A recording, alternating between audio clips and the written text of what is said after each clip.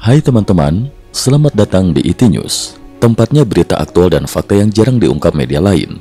Yuk dukung kami dengan cara subscribe, like, komen, dan share, supaya lebih banyak orang tahu apa yang sebenarnya terjadi.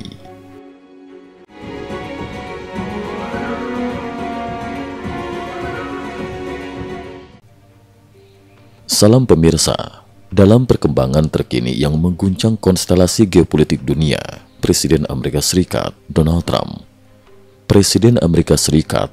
Trump secara terbuka melayangkan ultimatum kepada Presiden Rusia Vladimir Putin.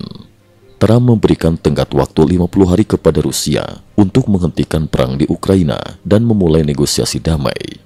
Jika ultimatum ini diabaikan, Trump mengancam akan memberlakukan tarif hukuman 100% terhadap negara-negara yang masih membeli minyak Rusia yang secara tidak langsung menopang rezim Putin. Target nyata dari ancaman ini adalah dua negara raksasa Asia, Tiongkok dan India.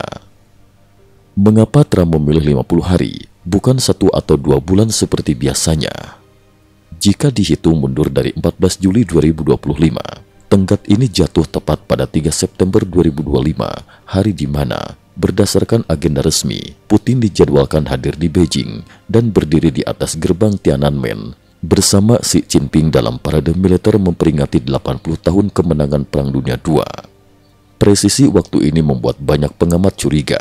Trump menghitung hari dengan menggunakan kalender parade militer Tiongkok sebagai patokan utama. Skenario besar, pertaruhan di Tiananmen. Muncul pertanyaan besar, jika 50 hari berlalu dan Putin tetap menolak berdamai, apakah Trump akan benar-benar menekan tombol sanksi tepat ketika Putin dan Xi Jinping berdiri berdampingan di Tiananmen? Bayangkan situasinya. Di satu sisi, dua pemimpin otoriter dunia berdiri tersenyum di hadapan ribuan pasukan kehormatan. Di sisi lain, dunia dikejutkan dengan pengumuman Amerika Serikat soal pemberlakuan sanksi ekonomi penuh terhadap negara-negara pendukung Rusia. Tiongkok, sebagai mitra utama Rusia, akan menjadi sasaran utama dan itu disaksikan oleh seluruh dunia. Sebagian pihak menganggap Trump hanya menggertak seperti biasanya. Namun rekam jejak Trump menunjukkan sebaliknya. Ia terbukti berani menjalankan ultimatum secara konsisten. Contoh paling nyata adalah saat ia memberi Iran tenggat 50 hari untuk menyepakati perjanjian nuklir dan benar-benar melancarkan serangan udara setelah Iran mengabaikannya. Esensi dari ancaman Trump bukan sekadar retorika, melainkan kredibilitas untuk benar-benar bertindak tegas. Ketakutan inilah yang menjadikan setiap ultimatum Trump terasa nyata, karena risiko di balik gertakannya sangat besar dan tidak ada negara yang mau berjudi dengan ancaman itu.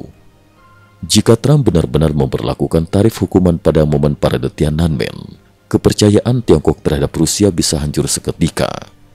Ini bahkan berpotensi memicu pengkhianatan dan konflik internal di antara kedua negara. Putin paham betul, ekonomi Tiongkok tidak siap menanggung beban sanksi besar-besaran dari Amerika Serikat. Dalam situasi terjepit, bisa saja Putin justru berbalik arah, mendekati Amerika demi bertahan. Dampaknya tidak hanya terjadi di level antar negara, melainkan juga di dalam Partai Komunis Tiongkok PKT sendiri. Kebijakan diplomasi yang terlalu pro-Rusia berisiko memicu ledakan konflik internal, saling tuding, dan pergolakan di kalangan elit PKT. Trump, Putin, dan Xi Jinping, drama para penjudi politik. Kondisi ini menyeret Putin dan Xi Jinping ke dalam posisi dua penjudi politik yang mempertaruhkan segalanya dalam satu langkah. Mereka hanya bisa menunggu Trump mengocok dadu. Jika hasilnya buruk, Tiongkok dan Rusia berpotensi pecah dan mengalami pergolakan internal. Jika Trump batal memperlakukan sanksi, parade militer yang megah itu justru menjadi tontonan canggung di mata dunia, karena seluruh sorotan media global akan membahas ancaman Trump.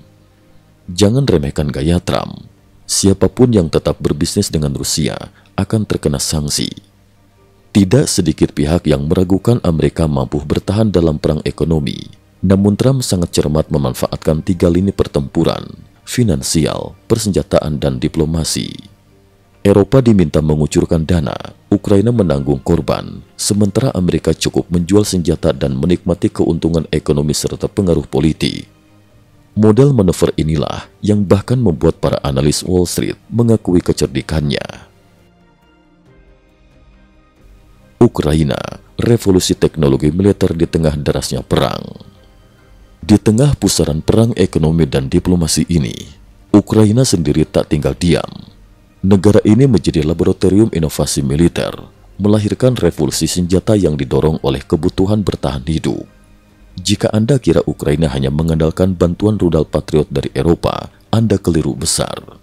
Ukraina bertransformasi menjadi pusat inovasi drone dan teknologi militer.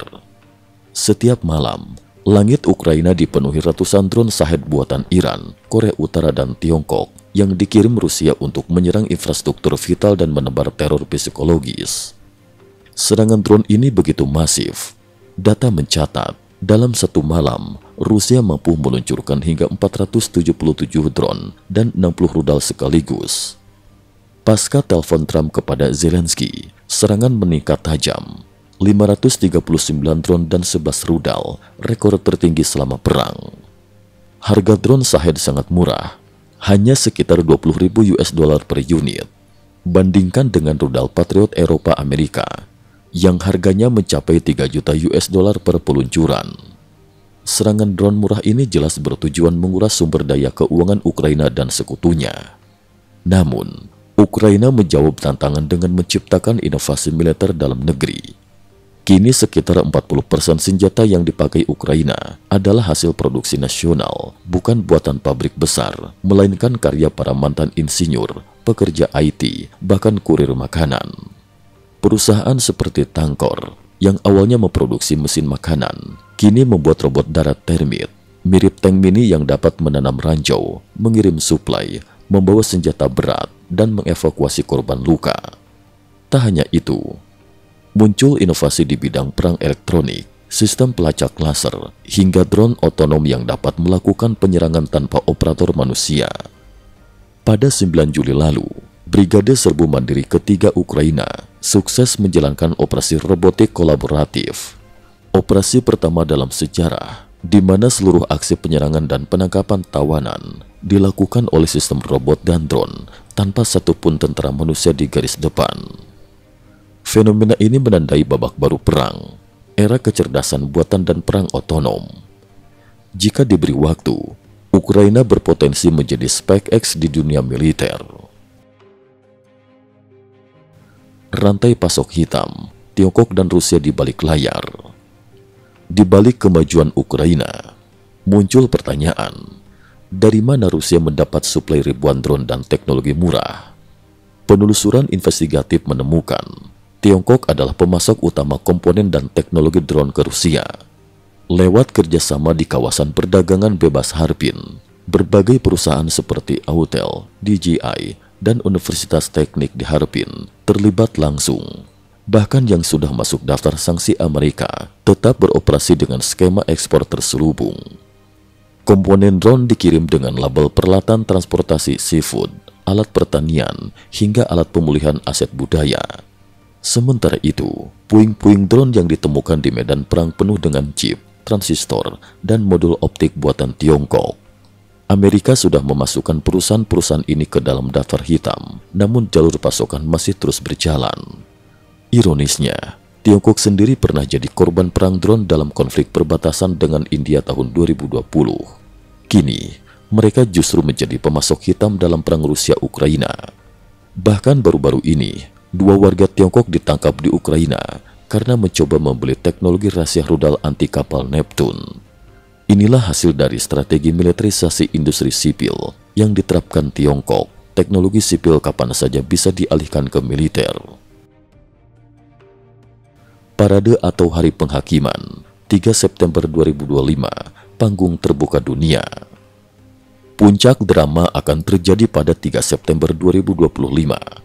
Putin dijadwalkan tiba di Tiongkok sejak 31 Agustus untuk menghadiri parade militer dan peringatan 80 tahun kemenangan Perang Dunia II. Di tengah sorotan dunia, jika Rusia masih menolak bernegosiasi dan perang terus berlanjut, Trump berpeluang besar memilih hari itu untuk mengumumkan sanksi ekonomi total terhadap Tiongkok dan Rusia. Artinya, parade kemenangan bisa berubah menjadi hari penghakiman secara ekonomi dan diplomatik. Amerika, lewat Kongres Bipartisan, sudah menyiapkan undang-undang sanksi blokade transaksi Tiongkok-Rusia, konsekuensi sanksi, pemutusan akses dolar, pembekuan dana lintas negara, embargo teknologi dan pemutusan rantai pasok global bagi Tiongkok. PKT kini benar-benar berada di ujung tanduk. Mereka tidak bisa membatalkan kunjungan Putin tanpa menanggung malu dan aib politik. Di sisi lain, jika tetap menjalankan parade bersama Putin, sanksi Amerika akan menghantam sistem finansial dan industri mereka. Dilema inilah yang membuat 3 September bukan hanya parade militer, tetapi juga bom waktu geopolitik dan ekonomi dunia. Kesimpulan, menuju titik didih baru geopolitik, dinamika global kini semakin panas. Di satu sisi, Amerika membangun koalisi sanksi lewat kekuatan finansial, teknologi, dan diplomasi. Di sisi lain, Tiongkok dan Rusia terjerat dalam skenario berisiko tinggi di hadapan dunia. Ukraina membuktikan inovasi dan daya juang bisa membalikkan keadaan, bahkan di bawah tekanan besar. Pertanyaannya, siapkah Tiongkok menghadapi konsekuensi sanksi global jika tetap menggandeng Rusia? Akankah parade Tiananmen menjadi panggung kemenangan atau justru catatan kelam yang mempermalukan dua negara adidaya Asia ini?